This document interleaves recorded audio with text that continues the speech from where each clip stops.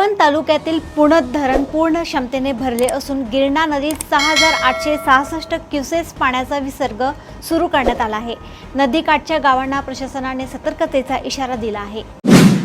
दिल्लीतील विद्यार्थ्यांच्या आंदोलनाच्या समर्थनार्थ संविधान चौकात वंचित बहुजन आघाडीने आंदोलन केले। घोषणाबाजीनंतर पोलिसांनी 25 ते 30 कार्यकर्त्यांना ताब्यात घेतले।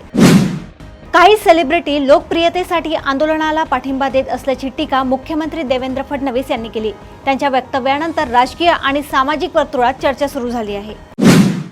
दिल्लीतील विद्यार्थ्यांच्या आंदोलनाला पाठिंबा देण्यासाठी ज्येष्ठ समाजसेवक अण्णा हजारे यांनी मौन आंदोलन सुरू केले। वाडिया पार्क येथील गांधी स्मारकात शांततेत आंदोलनाला सुरुवात केली आहे। नीट पेपरफुटी आणि विद्यार्थ्यांवरील लाठीचार्जच्या निषेधार्थ विविध शहरांमध्ये बंद पाळण्यात आला। अनेक सामाजिक संघटना आणि नागरिकांनी आंदोलनाला पाठिंबा दिला।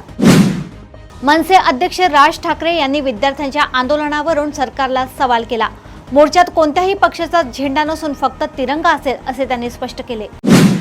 सिव्हिल ड्रेसमधील व्यक्तींकडे काठ्या कशा आल्या असा सवाल उद्धव ठाकरे यांनी उपस्थित केला। विद्यार्थ्यांशी सुरुवातीला संवाद साधला असता तर परिस्थिती टाळता आली असती असे त्यांनी म्हटले।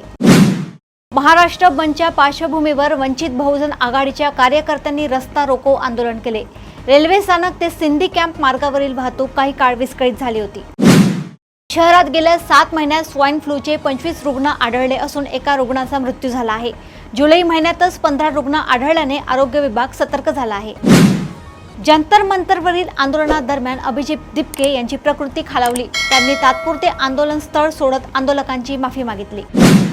प्रदेशातील अशाच टॉप 10 घडामोडी मी आपण आपल्यापर्यंत घेऊन येतच राहणार। तोपर्यंत बघत राहा देशोन्नती। नमस्कार।